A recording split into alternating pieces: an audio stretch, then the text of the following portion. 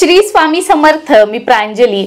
मी आज जी सेवा शेअर करणार आहे ही तुम्हाला सर्वांना यासाठी आवडेल कारण ही सेवा करण्यासाठी कोणतेही नियम नाहीयेत, कोणत्याही अटी नाहीयेत आणि कोणतेही बंधन नाहीयेत। आणि सर्वात महत्त्वाचं, ही जी सेवा आहे ती नित्य करण्याची गरज नाहीये, फक्त गुरुवार तुम्हाला सेवा करायची आहे। आणि त्याहूनही सोपं की गुरुवार सेवा करायची आहे आणि तुम्ही तुमच्या वेळेनुसार ही सेवा करू शकता।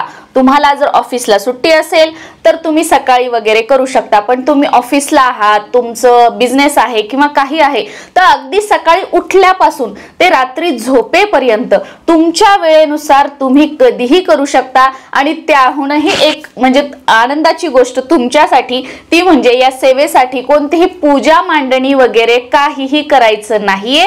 ही सेवा अगदी तुम्हाला एका जागेवर बसायचं आहे, घरामध्ये तुमच्या जिथे कुठे मोकळी जागा आहे तिथे आसन टाकायचं, बसायचं आणि ही सेवा करायची आहे।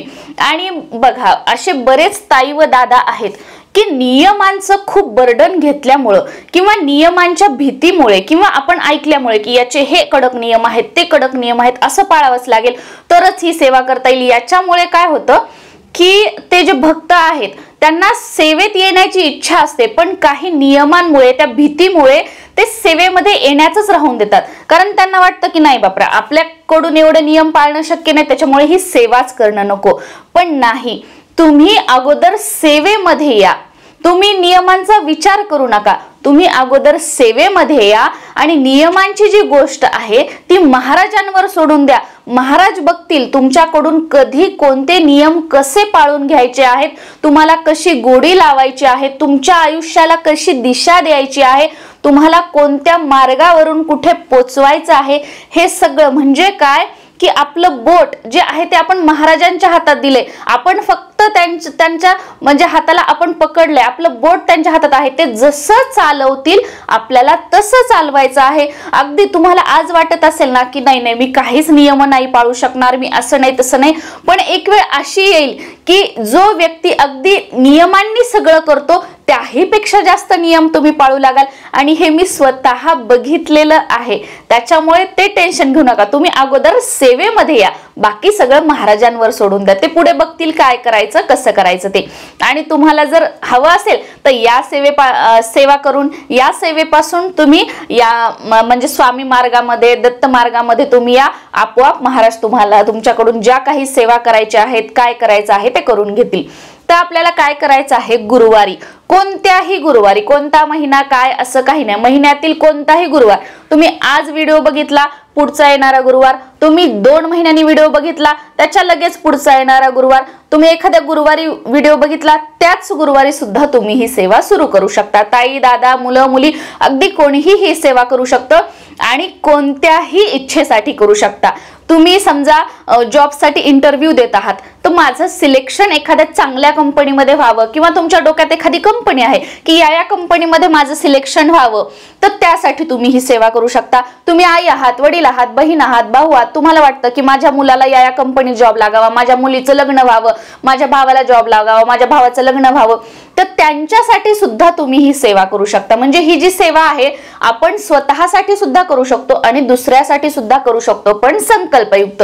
संकल्प कसा करावा याचे 2 व्हिडिओ आपल्या चॅनलवर आहेत, ते तुम्ही बघू शकता आणि त्या पद्धतीने संकल्प करून या सेवेची सुरुवात करू शकतो। संतान प्राप्तीसाठी, उद्योगधंदा व्यवसाय चांगला चालण्यासाठी, स्वतःचं घर होण्यासाठी, मिस्टरांचं प्रमोशन होण्यासाठी, स्वतःला जॉब लागण्यासाठी, मुलांचं एखाद्या स्पेसिफिक कॉलेजमध्ये त्यांचं ऍडमिशन व्हावं यासाठी, मुलं म्हणजे अभ्यासाच्या ते का म्हणजे त्यांची एखादी काही परीक्षा आहे तर त्याच्यामध्ये ते चांगला मन लावून अभ्यास करत आहेत, सगळं आहेत, त्यांना यश मिळावं, ते यशस्वी व्हावेत यासाठी, म्हणजे अगदी तुमची जी कोणती मनोकामना आहे, इच्छा आहे, रोग आहे, आजार आहे, कशासाठीही तुम्ही ही सेवा करू शकता।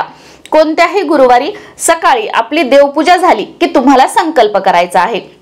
आता जे ऑफिसला वगैरे ताई व दादा जातात, तुम्ही जेव्हा ऑफिसवरून येता त्यानंतर तुम्ही देवाजवळ दिवा लावा, अगरबत्ती लावा आणि तेव्हा संकल्प करा. सकाळी आम्हाला वेळ नाही, मग आम्ही कसं करणार? जेव्हा तुम्हाला वेळ आहे त्या वेळेला तुम्ही केला तरी चालेल, पण सकाळची वेळ कशी सात्विक वेळ असते, आपलं मन एकाग्र होतं, डोक्यामध्ये 100 विचार नसतात, सेवा करताना अगदी एकाग्र चित्तेने आपण सेवा करतो, म्हणून सकाळची वेळ ही जास्त वेळ सांगितली जाते.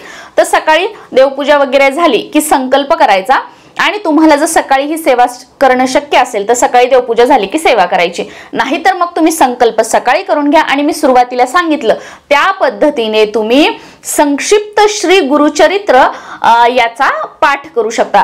बऱ्याच ताई व दादांना गुरुचरित्र ग्रंथाचं पठण करण्याची खूप इच्छा असते, पण त्याचे नियम अवघड आहेत, वाचायला खूप वेळ लागतो, तेवढा आमच्याकडे वेळ नाहीये. मग तुम्ही संक्षिप्त श्री गुरुचरित्राचं वाचन करू शकता. संक्षिप्त श्री गुरुचरित्रामध्ये फक्त 7 अध्याय आहेत आणि तेही खूप छोटे छोटे आहेत.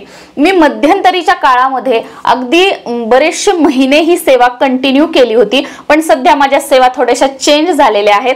मी कसं म्हणजे जसं जसं आपले आहे तसं कोणती कमी कोणती जास्त, कारण वेळेचं बंधन असतं, ऍडजस्ट करायचं असतं म्हणून करत असते. सध्या आता माझी ती सेवा स्टॉप आहे आणि मग दुसरी सेवा आहे. तर तुम्ही हे करू शकता. संक्षिप्त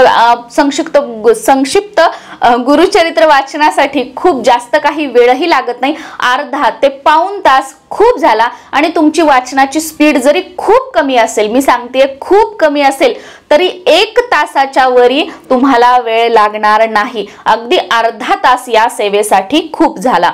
फक्त 7 अध्याय आहेत. आता ही सेवा करत असताना पूजा मांडणी वगैरे काही नाही, देवघरासमोर बसायचं, दिवा अगरबत्ती लावायची, आसन घ्यायचं आणि पूर्ण 7 अध्याय जे आहेत ते एकाच जागेवर बसून एकाच वेळी मध्ये न उठता कोणाशीही न बोलता आपल्याला वाचायचे आहेत. आणि वाचून झाल्यानंतर काहीतरी साखरेचा किंवा एखादं फळ वगैरे घरामध्ये असेल तर त्याचा नैवेद्य दाखवायचा आहे. या पद्धतीने ही सेवा करायची आहे. आणि तुम्हाला जर शक्य झालं तर त्या दिवशी तुम्हाला हवं असेल तर तुम्ही ब्रह्मचर्य पाळू शकता, नाही तर ब्रह्मचर्य वगैरे पाळण्याची गरज नाही. पण एक गोष्ट आहे, आपण दत्त महाराजांची सेवा करतोय आणि असंही हा काही नियम म्हणून नाही, बरेच जण असे आहेत की गुरुवारी नॉनव्हेज खात नाहीत. मग असंही तुम्ही नॉनव्हेज खात नाही आणि खात जरी असाल, तुम्हाला माहित जरी नसेल, तर गुरुवारी नॉनव्हेज खाऊ नका. ही सेवा आपल्याला करायची आहे. खाली झोपायचं वगैरे असं कोणतंही नियम नाही, फक्त नॉनव्हेजचं तेवढं पाळा. आणि मी तर तुम्हाला तुमच्या वेळेनुसार याच्यानुसार सांगितले. आणि आता तुम्हाला देवघरासमोर बसून ही सेवा करणं शक्य नसेल, अगदी तुमच्या बेडरूम मध्ये, हॉलमध्ये, गच्चीवर, बाल्कनीमध्ये कुठेही बसून करा, पण आसन घेऊन बसून करा. बेडवर, सोफ्यावर बसून हा ग्रंथ घेऊन बसू नका आणि ही सेवा करू नका. आणि हा जो संक्षिप्त गुरुचरित्राचा जो ग्रंथ आहे, तुम्हाला जिथे ग्रंथ भांडार असतं किंवा एखाद्या मंदिराच्या बाहेर वगैरे जिथे पुस्तकं वगैरे मिळतात तिथे तुम्ही बघा, तिथे तुम्हाला हे अगदी म्हणजे खूप स्वस्त आहे हे पुस्तक, तुम्हाला मिळून जाईल आणि ते आपण त्याचं वाचन करू शकतो. हे ज्यांना पूर्ण गुरुचरित्र वाचण्याची इच्छा आहे, जे 53 अध्यायाचं आहे पण ते शक्य नाही काही कारणाने, तर तुम्ही हे वाचायला सुरुवात करा. आपोआप महाराजांची तुमच्यावर कृपा झाली, महाराजांची तुमच्याकडून अजून इतर सेवा करून घेण्याची इच्छा असेल तर हळूहळू ते तुम्हाला या मार्गामध्ये आणतील, सेवा मार्गामध्ये आणतील, टिकवून ठेवतील, तुम्हाला सद्बुद्धी देतील आणि त्यांना तुमच्याकडून जी कोणती सेवा करून घ्यायची आहे ती स्वतः तुमच्याकडून ती सेवा करून घेतील. पण अगोदर तुम्ही या मार्गामध्ये तर या सेवेला सुरुवात तर करा. अगदी अर्ध्या तासाची सेवा आहे, तुमच्या वेळेप्रमाणे करायची आहे. म्हणून परत परत सांगत आहे की प्लीज ही या सेवेपासून सुरुवात करा, ही सेवा करा. अनुभव जे आहे ते तुम्हाला येतील. आणि एखाद्या गुरुवारी किंवा कधी सुतक आलं आणि त्याच्यामध्ये तुमचा गुरुवार गेला, तो गुरुवार सोडून द्या, त्याच्या पुढच्या गुरुवारी तुम्ही सेवा करा. तुम्ही कुठे गावाला वगैरे गेलात तर तिथे गेल्यानंतर तुम्हाला जर जमत असेल वाचायला, तुम्ही तिथे सेवा केली तरीही चालेल, काहीही हरकत नाही. मी तुम्हाला 21 गुरुवार सांगितलेला आहे. तुम्हाला हवं असेल तर तुम्ही 11 गुरुवार ही सेवा करू शकता, तुम्हाला हवं असेल तुम्ही 51 गुरुवार ही सेवा करू शकता, म्हणजे आपल्या मनावर आहे. पण मी सांगताना तुम्हाला 21 गुरुवार ही सेवा करायची असं सांगितलेलं आहे. श्री स्वामी समर्थ.